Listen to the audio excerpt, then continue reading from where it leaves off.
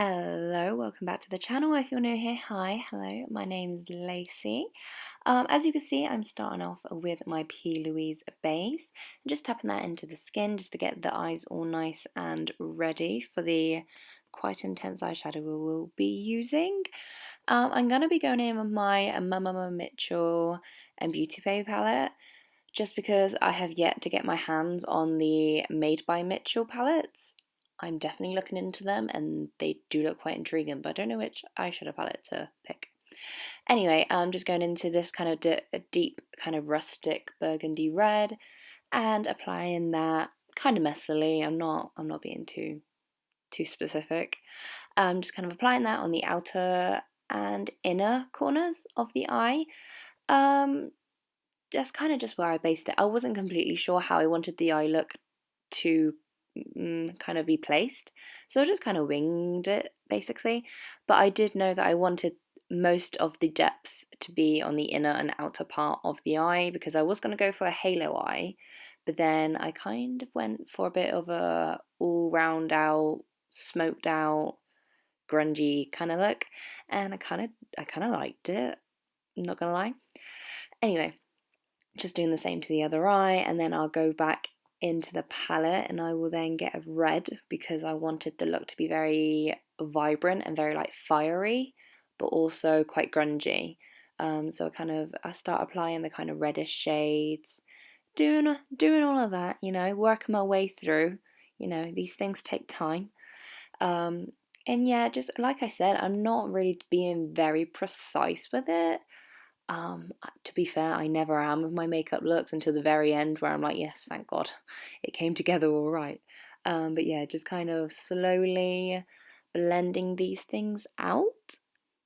So yeah, going in with a slightly brighter red and just kind of again blending out. It's all about the blending at this point, especially when you're going from such a deep color to a quite a light color, which the last color we're going to be using is yellow.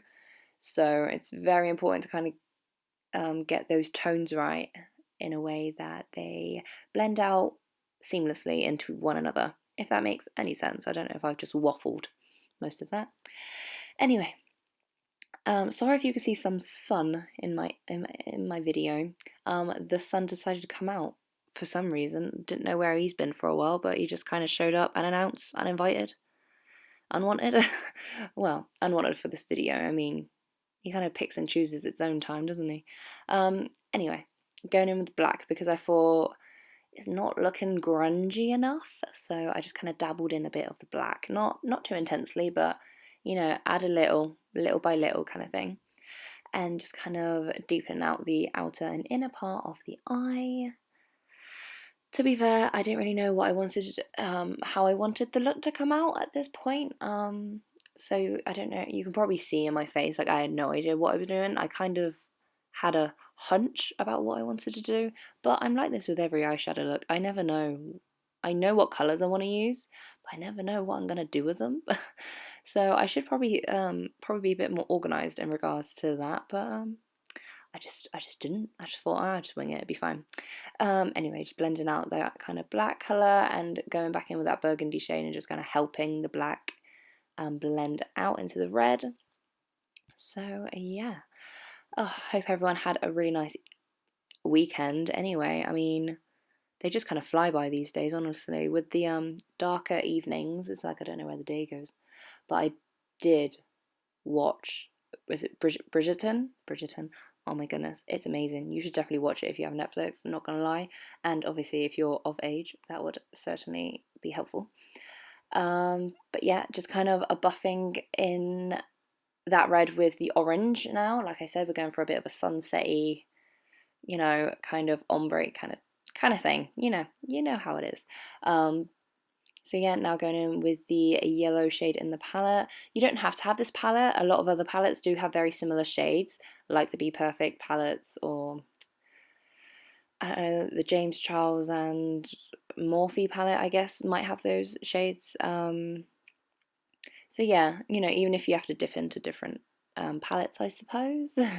Sorry about that. Because I know this palette is obviously discontinued, but let's be real, this is probably one of the best Beauty Bay palettes that Beauty Bay has come out with. Just saying. I know you guys know my opinion of the Nikki Tutorials palette, so I won't go on that, but I haven't used it since, so I might have to use it and just see if I can, I don't know, maybe do another video, see if I can make it work. Unsure. Anyway, this was kind of not necessary. I realised that at the end, like I could have missed this step, but I just did it both eyes just so they'd end up looking the same. So I just kind of did a bit of, you know, the primer and the set in the center of the lid there, and just kind of buffed out the edges with eyeshadow so it looked a bit more seamless. And I do go in with the deep green shade. Oh no, I tell a lie. I go in with the black. I'm terribly sorry. I go in with the black first, and just kind of help those edges get deeper. Just, you know, deepen it all up. And then I go in with the green shade. I know I definitely went in with the green shade. And so you're probably wondering, why is my lid a bit glittery? First, I applied the topper and realised it wasn't as deep as I wanted it to be. So I did apply the green shade first and then the glitter on top, and I just thought that that made it look like 10 times better. So I do that with the second eye, the other eye, just so you know. But yeah, I kind of just packed on that green shade on where the concealer was, and then just packed on the Barry M pigment. Those pigments, by the way, really good. I really like them, and they're like dead cheap, and you can get them on Amazon for like, was it like a fiver, six quid maybe, unsure, but definitely very accessible, which is quite nice and cheap. So just a little advice there.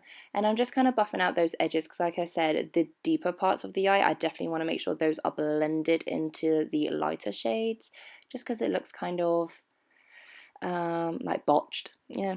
And then I go in my Midnight Cowboy from Urban Decay, and I just kind of apply it right in the middle, like right in the center of the lid, just so like when you turn, that kind of bit of sparkle kind of, you know, hits you, you know. And I'm just doing a very basic straight up liner, nothing too special, just somewhere to put my lashes basically. That's what I use liner for most days. So yeah, just applying some of that. Mascara, you know how it is. And then I do believe I go off and do my skin off camera.